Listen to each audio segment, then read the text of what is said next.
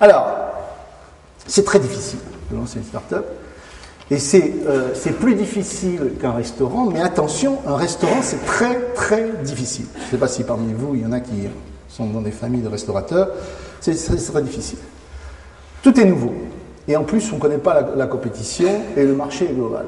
Donc, comment on fait? Ça, c'est juste une indication que je voudrais vous donner, et puis, parce qu'elle a un rapport avec le financement. Ben, la solution, on me demande toujours, mais comment je fais pour organiser mon financement, mon entreprise, mes objectifs? La solution, c'est le phasage. C'est-à-dire, pour retenir ce mot, le fameux milestone, il faut structurer l'entreprise en étapes. En se disant, bon, où est-ce que je veux être dans 6 mois? Parce que dans 6 mois, je vais pouvoir aligner un certain nombre de choses. Vous allez aligner l'organisation, les tours de financement, les actionnaires, les produits et les marchés. Et c'est la seule façon de s'en sortir. Vous avez des ambitions immenses, on l'a vu, mais vous démarrez. Vous démarrez ou vous avez déjà démarré et vous ne savez pas comment financer votre entreprise ni comment l'organiser.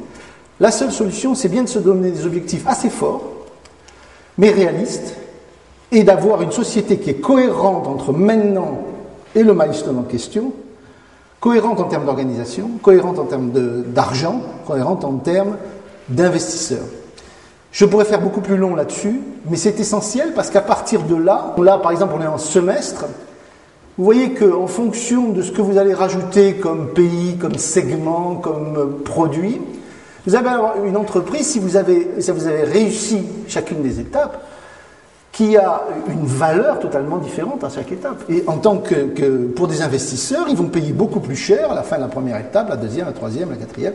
C'est ce que vous disiez dans le démarrage. Est-ce que je démarre tout seul? J'attends mon premier milestone, parce que si j'ai mon premier milestone, Michel Darry payera plus cher dans l'entreprise. Mais ce n'est pas simplement le fait de payer plus cher, c'est d'avoir une cohérence.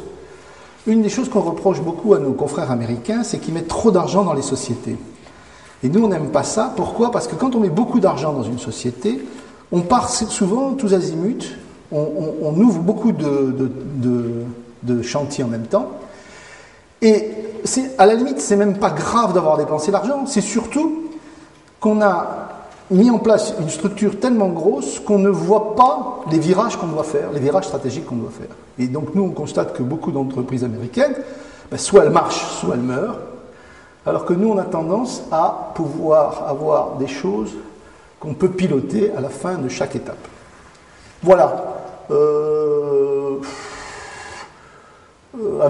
Toi tu dis 3, moi je dis 5, avec 5 personnes on conquiert le monde. On n'a pas le temps de former son propre boss, et donc l'entreprise est une personne morale qui mérite le respect, et si votre équipe n'est pas au niveau, on n'a pas le temps. On n'a pas le temps. C'est-à-dire le fantasme de dire on va monter tous ensemble et l'entreprise va nous former, on va devenir Bill Gates, ça ne marche pas. Il faut recruter les talents, voilà. Bon. La seule chose très très importante, c'est ça, c'est le cash. C'est d'une banalité, mais une des choses qu'il faut regarder à tout instant, c'est le cash, parce que par rapport au fameux milestone, si vous consommez trop vite et que vous revenez me voir en me disant bon, c'est vrai que on n'a pas tout à fait atteint le milestone, donc je ne sais pas si c'est bon, on a dépensé plus que prévu et donc il faut remettre de l'argent maintenant au milieu du gué. C'est pour nous les fameux deuxième tours qui sont dramatiques parce que, bien entendu, ce n'est pas le business plan tel qu'il était prévu. On ne sait pas si on a raison, on ne sait pas si l'équipe va délivrer, et en même temps, il faut remettre de l'argent. Donc, le premier tour, c'est toujours facile, c'est le deuxième qui est souvent dans ces conditions-là, qui est très très pénible. Donc, le contrôle du cash, quelque chose d'exceptionnel. Alors, ceci étant, ayant posé un petit peu le décor, je dirais, je suis comme mes camarades prêts à répondre à un certain nombre de questions, mais juste 1 ou 2 points sur le business plan. À quoi ça nous sert le business plan? Moi je dis, ça nous sert à vérifier la cohérence de l'équipe, la cohérence des gens qu'on a en face. On vient nous voir avec un business plan, nous en général, on prend le premier business plan, on le met à la poubelle. Voilà. Donc on discute, on dit oui, d'accord, on recommence. Mais on investit en général assez longtemps après, plutôt 1 an après. On a des dialogues avec les gens, on n'est pas d'accord, c'est pas comme ça. Ils reviennent avec un deuxième business plan, là plus intéressant, un peu plus tard. Et là on dit tiens, là ils ont pensé à tout, c'est cohérent, donc ils maîtrisent leur sujet. Et donc on met de l'argent, Et là, on jette le deuxième business plan, puisque bien sûr, le budget, c'est pas ça, puisque la vie, c'est pas ça.